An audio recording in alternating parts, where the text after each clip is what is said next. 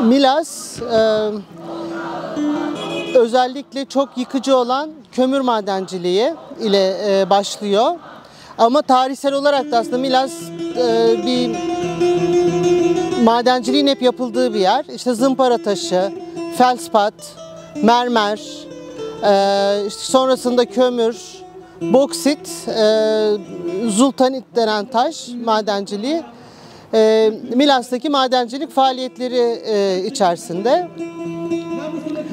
Milas'taki madencilik özellikle bu 7554 sayılı Temmuz ayında meclisten geçen yasayla gündeme geldi.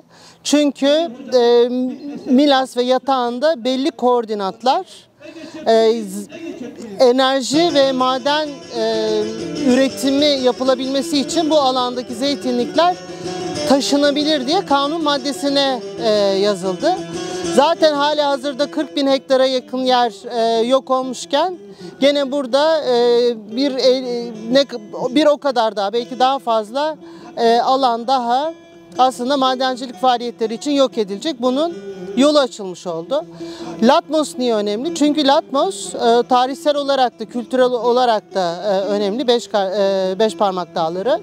Beşparmak Dağları'nda 8.000 yıl öncesine tarihlenen kaya resimleri var. Burada da yine felspat madenciliği yapılıyor.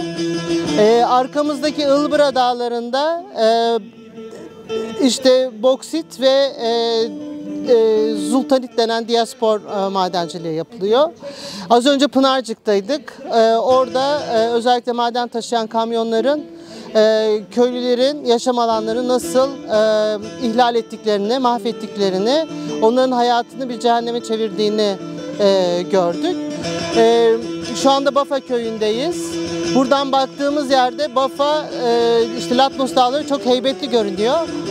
Ön tarafta bir şey görünmüyor ama arka tarafına geçtiğiniz zaman o top çamların, o gneiss kayalarının yok edildiği alanları görmek gerçekten iç parçalayıcı aslında. Talep edilen zeytinliklerle ilgili tabii yani dediğim gibi yaklaşık 40.000 hektar içerisinde işte bunun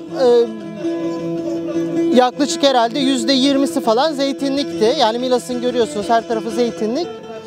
Şimdi de bu özellikle bu yasa kapsamında çizilen koordinatlar içerisinde Muğla Büyükşehir Belediyesi'nin yaptığı bir çalışma var. Burada 1 milyona yakın zeytin ağacının bu kanun kapsamında yerinden taşınması öngörülüyor. Ama hani 1 milyon zeytin ağacını gene taşımak için hani gene çok büyük arazilere ihtiyacınız var. Ve biliyorsunuz zeytin kanunu aslında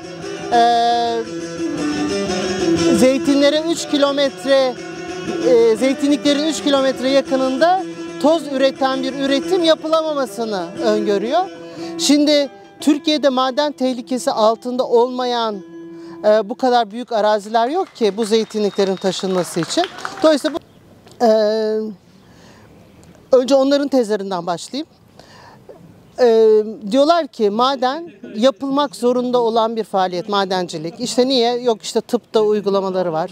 Bugün bütün kullandığımız teknolojik aletlerde, işte ondan sonra işte araba kullanıyorsunuz onda falan.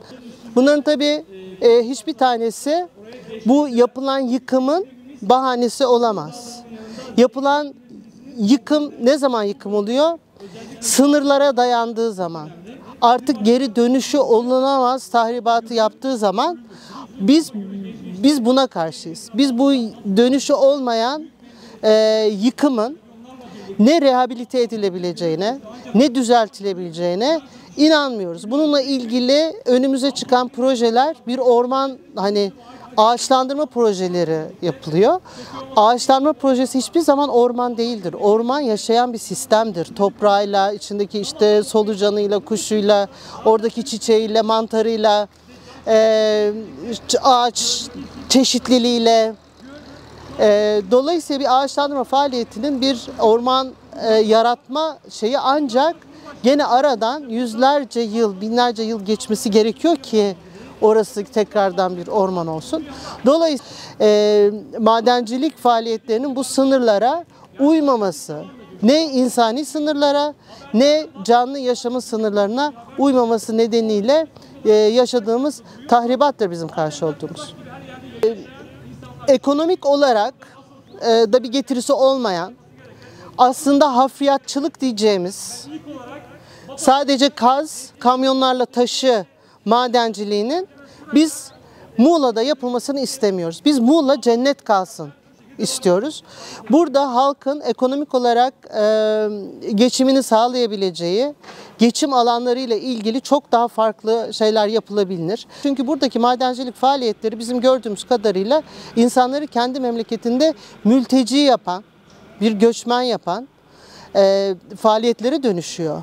Yani insanların bir yerde yaşam hakkına, geçim hakkına, kültürel varlığını devam ettirme hakkına ihlaller olan bir faaliyete dönüştüğü zaman biz bunu istemiyoruz.